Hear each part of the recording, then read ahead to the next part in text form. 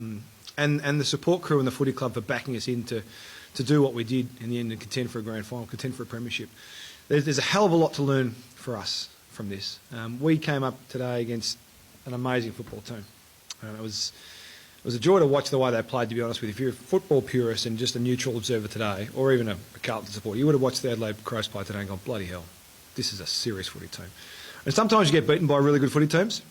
Now, clearly that wasn't the plan for us coming in, but we don't, and I know there's a hell of a lot of disappointment in the room at the moment, and so there should be. They don't hand out opportunities to play for premierships very often. You've got to earn them, which we did. But we learn a hell of a lot about ourselves and the ability to rally and contend and compete when people thought we were no good. People thought we couldn't. And we built a squad that was able to be out there week in, week out, better every single week, and trust in a system that they were brand new to. And to get that level of buy-in so quickly from a group of players that had not been anywhere near successful in the previous couple of years was a great sign that things are moving forward for us as a footy club and as a group. So, yeah, we sit here really disappointed at the outcome, but we absolutely hold our heads high about what we've been able to build in the last 9 weeks of footy. Yeah, she copped a... We're a bit stiff, I reckon. She copped a knock to the knee from Bree in that centre bounce first thing in the third quarter. We just wanted to eject her into the game at that time, and she got possession, she got the free kick, it was all going well, and then she cops the whack on the knee. She just couldn't move, she didn't have any strength.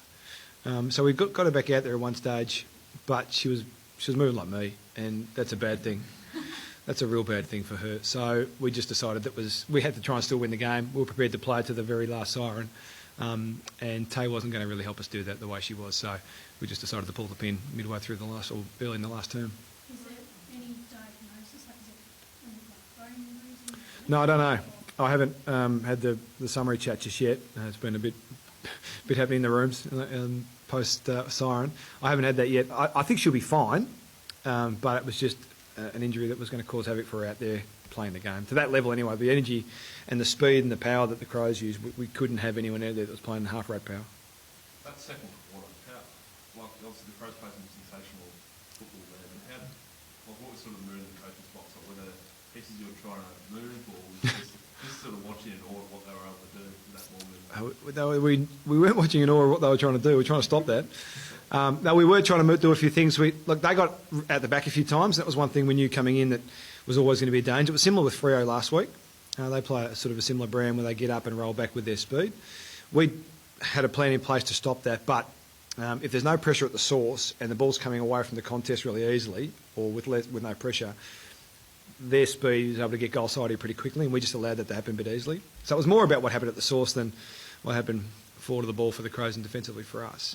And we just couldn't stop it. And then we tried to roll one back to get in the way, but still the pressure at the source wasn't good enough, and they fed the ball around the contest really well to create the free play and then use that spare going forward. So it just caused havoc. They were just very well drilled, they were very good, and the key to it was they were winning the contest, and that's what we came in wanting to do, was to at least neutralise half or hopefully win the contest, which we weren't able to do in that second term, and they just kept getting out the back and killing us. I know a lot about the belief for the players, and as you put it earlier, that these are the foundation blocks, building for them. What has it meant for you? How has this whole experience in the last 6 months changed you? It's been amazing. It has been amazing being a part of this group. Having an assistant role last year was a real eye-opener to the whole women's football industry and the competition, the AFLW. And I watched the first season like most footy people would have done, but never really thought I'd be involved until I was asked.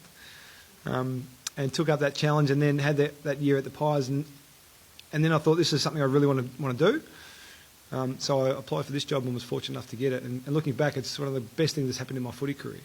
To see to be a part of an atmosphere and environment like we have in the AFLW, and it's not just within clubland, but it's league wide. There's a real sense of goodwill and development and achievement throughout the whole competition, and it's lovely to be a part of that. The men's competition is quite cutthroat and ruthless, and you don't get that. I don't think you get that, and it's clearly been going for 150 years at this level, and it's a bit different. But to be a part of an environment like this has been really special. It's welcoming, it's warm, it's family, it's community. There's a hell of a lot to like about being part of this. But more than that, it's working with athletes that are desperate to be better, and will listen and learn and be happy to and be open to feedback and criticism, and as well as planning and development. And that's, from a coach, all you want is your players to listen and learn. And then whatever happens from that is a reflection on your ability to pass on that message, to teach that message, and hopefully gain a positive outcome. We got that today. We got that this year. It's been an eye-opening 12 or 6 months since we started the pre-season, and I absolutely love every single minute of it. What were your thoughts when you saw it? I was really sad. I was really sad for Erin. She was clearly a pretty forceful player for them up until that point. And she's an icon of Australian rules football, full stop.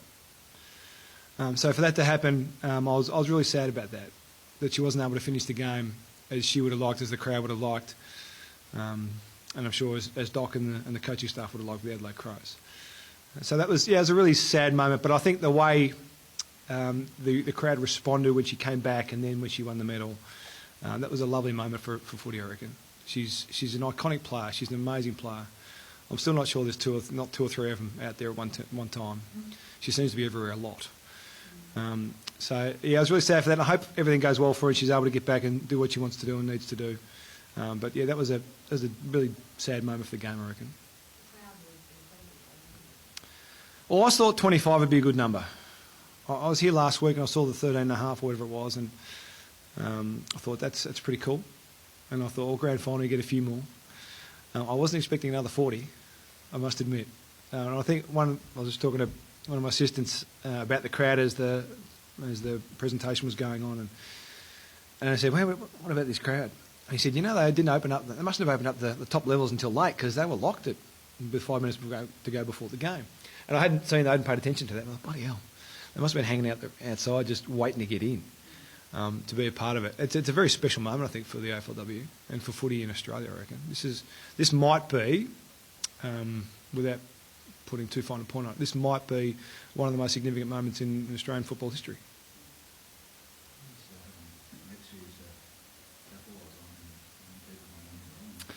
Well, I can't for the life of me work out why there's people out there who think this is a bad thing or not something to enjoy and be a part of.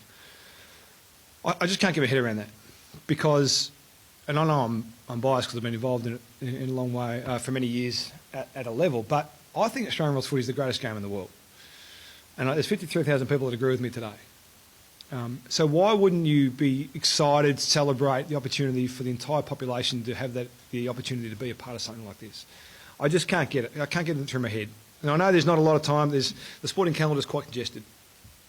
And I know you can't prioritise everything, and you've got to have a filtering process through what you love as a consumer of sport. But why you wouldn't enjoy the opportunity for half the population that hasn't previously been able to be a part of this with the resources, with the facilities, with the support, with the juggernaut that is the AFL behind it, how that could ever be a bad thing is beyond me. And we're seeing so many girls that are just idolising these players for any given club, idolising these players and looking up to them as if to say, that can be me now. And we came across the bridge from the Oval yesterday on the way back from our captain's run, and there was a young girl with her dad walking across the bridge, and she was wearing a Port Adelaide jumper. And Darcy Vesio was walking just behind me, and the dad made sure that the young girl stopped and had the courage to go and say good day to Darcy. And Darcy's an absolute joy to work with in this regard. And Darcy gave her a hell of a lot of time and gave her a high five and took a photo. And this is a Port Adelaide supporter that has nothing to do with the Carlton Football Club, but loves the icons of the game of Australian rules football, of Australian rules women's football.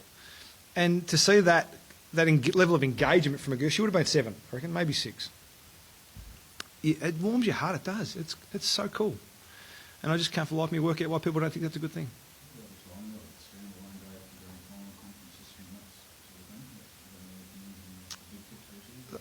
Grand scheme of things, not really, I must be honest. I'm too busy trying to coach football teams to worry about the administration side of things. I'll let, as one of my favourites, Ross Lyon says, we'll let the cobblers cobble and do their thing. Look, this was a window for us. I know there was some difficulties about yesterday with Port Adelaide playing here throughout that time slot where there was a bit of a gap and the ability to turn the stadium around. So I understand the logistical problem that created. I don't know where it ends up. It's a fabulous competition. There's going to be 14 teams next year that are going to go hell for leather to try and do what Adelaide did today. I think the conference system for the window that we've got is the best way. Now, how that's structured and who is in each conference is probably a topic for discussion and how that all works. But again, trying to make this a perfect science is very, very difficult. You look at the AFL men's draw. You got 5 teams that play someone twice, and the other 13 don't.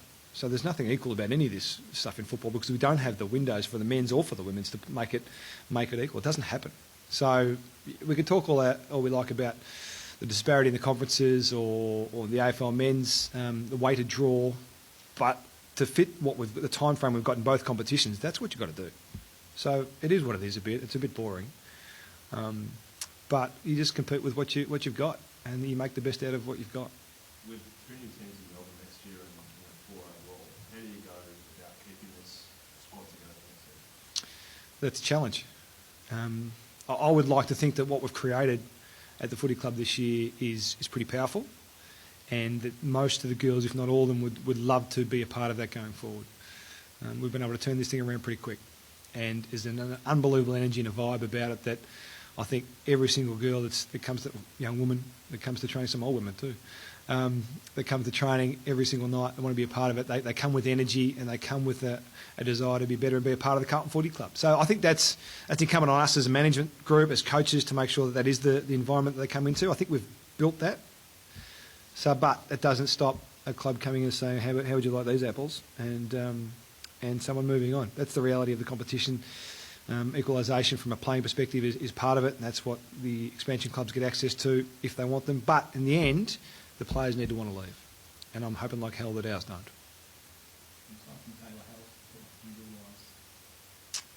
We had Jade Van Dyke had a whack to the head. She came back on. She was fine, and I think that's as far as it went. It was a bit hectic there at one stage on the bench. I might have missed one, but I think that's as far as we went.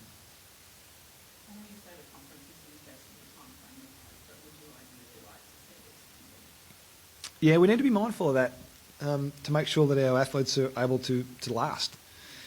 Remembering the backgrounds of a lot of these players that have come off local football seasons with little conditioning, little coaching, little capacity to understand the